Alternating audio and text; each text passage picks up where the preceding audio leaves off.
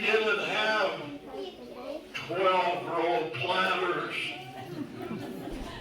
We were lucky to have 1 or 2-row planters. And this is another inconceivable thing for you. Somebody asked me just the other day, when did you eat your noon meal, Grandpa? And, you know, that was an excellent question that I couldn't answer. I said it might be anywhere from 12:15 to 1:15. And naturally, I got very quizzical looks. And I said, when you farmed with horses, you didn't turn the horses on and off. And then get in your pickup and drive to wherever you're going to have your meal. First of all, you didn't leave the machine in the middle, whatever you were doing, in the middle of the field. You had to get to the end of the field. And some of them going down and coming back with horses in itself took 30 minutes. And then when you unhitched, now what's that? Well, the horses had harness on them that hooked up to the machine, whatever it was, the implement, I should say. It wasn't really a machine, but an implement. It took you a while to unhitch, drive the horse, take the horses from there. You didn't leave them like you do a tractor, shut it off and get your pickup and there's a tractor. Well, you took the horses with you home to where the barn was, and you let the horses rest while you probably fed them a little grain and hay. And then one thing that really, to this day, I will never have today's concept. As soon as you're done eating a meal, you jump up and you're gone like that. That was unknown in my day because that was our relaxing time, and that was also our conversation time. So when we got through like with the noon meal, unless it was late, like maybe 1:15 or 1:30, then of course if you're going to do anything in the afternoon, you would have to make your noon time a little bit shorter. But I had several friends, including a cousin, that in order to ready himself for the afternoon, when he got through eating the noon meal, he would lay down and take a 15-minute nap. That never worked for me because 15-minute nap was not what I was thinking, but it revived him, and there were a lot of farmers like that. Now, you know, and today's world, that kind of routine is something out of Mars or something. But that was the way we lived then. Someone, you know, and I've also been asked, well, you know, what did you do?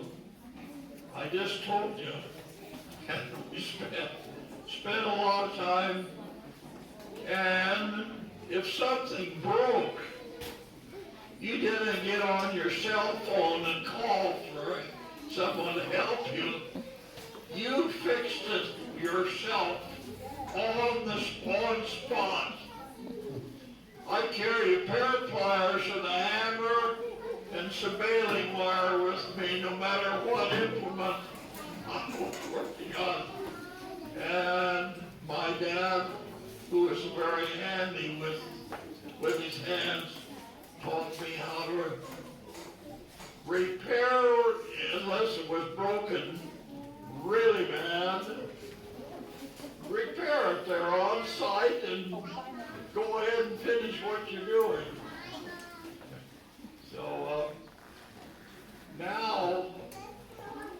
you really don't touch the machine hardly. You have to have some computer experts come out and fix whatever went wrong. That's, so I'm just telling you, it's very hard to explain what it was like.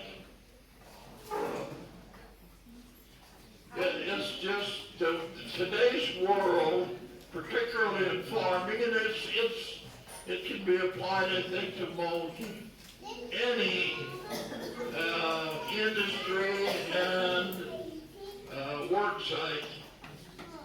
It just ain't the same. and how should I say? To the overall, it's a magnificent, unbelievable change. I think of my grandparents migrating from Sweden and my wife from Germany to the U.S. Well, what was that like? Not anything like today. You didn't get on an airplane or an ocean liner. You were on a wooden boat for 3 weeks. My grandmother and her sister came over together on a boat, a likes of which I saw in a museum in Sweden. And you know what that looked like? It looked like a cage for an animal. It was crude. And they were on that boat for over 3 weeks, sailing from Sweden to New York. Can you conceive of that? I cannot. Talk about endurance. I'm not saying we don't have endurance today, but we don't know what it was. We really have no idea what it was like. And for our forefathers to come and settle this country. And surprisingly, there was a lot of dangers.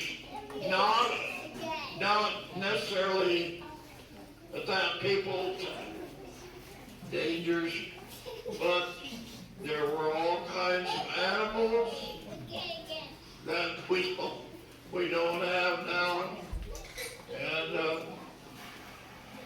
life was while it's hazardous today, and it certainly is. It was certainly hazardous in those days too. If you think this was a piece of cake for our forefathers. My grandfather had 3 consecutive crops, 2 of them destroyed by grasshoppers. See, there were no chemicals to destroy insects in those days and bugs. So there were all kinds of bugs and animals, as I mentioned, that we think, well, were they here? Yeah, they were. They're not here anymore. If there are, they're in the zoo. They were not in the zoo then. And so it is really hard. It's hard to describe, and it's hard for you to understand. But the world we live in today is a much different type of world with its hazards than our pioneer forefathers experienced when I like the question because I like to try to answer it as best I can. But to me, there is no simple answer. If I could draw, I'd probably draw a picture. But would that tell you anything? Really not. There's a picture on the wall over here of my hometown of Axtell. And this was about probably 25 years before I was born. See that windmill? Now we go to the faucet to turn on, we get water, we have a light switch, we flip, we turn on. That wasn't quite like it was. There was no running water. At one time, Axtell was carried the name Windmill Town because that's every landowner, every lot owner had a windmill. So you can imagine how many windmills there were in the little village of Axtell. How about toilets? Yeah. It's out there. It was not in the house. That was a little cold on a winter snowy day. But that's where the toilet was. Well, what was it? Well, it was a hole in the ground. And you had a wooden seat you sat on. I'm being a little crude, but this is exactly the way it was. Some of that was just a little bit before my time because my dad was one of the more progressive. He was a money saver to save money for the things he could. So we had a home light, our own home electric system for lights only. And I grew up, if you were in a room, you could have the light on. If you were not in that room, who left the light on? Nobody would fess up but those batteries, they didn't give them away, literally with green stamps. They weren't terribly expensive by today's standards, but they were in those days. You cannot believe an hourly wage today is as much as some earned with a certain amount of board for 1 month. I had two friends who grew up working for $40 a month. Not a week, not a day, a month. $40. Can you believe that? Not in today's world. But that was the world I grew up in. Of course, it did change gradually. But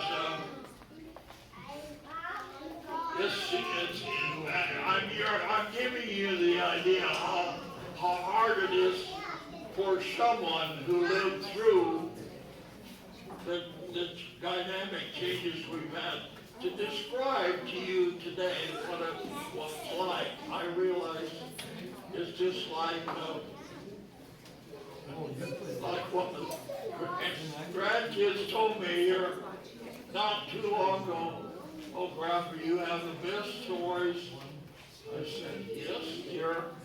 And you know that I didn't make up any of those. They're the truth. You mean you actually lived like that? I said, you bet I did. I graduated from one-room country school. When I said one room, that was for 8 grades and 1 teacher.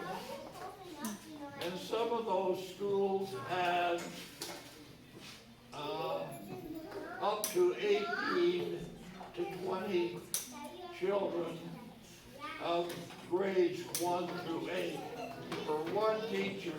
Can you imagine that in today's world? Well, anyway, I got a very good grade school education and a very good high school education. I graduated from high school at Excel in a large class of 9. There were 3 boys and 6 girls. Again, it's just, it's hard to describe. I hate to prolong conversation, but when I'm asked, it just turns on. Thank you.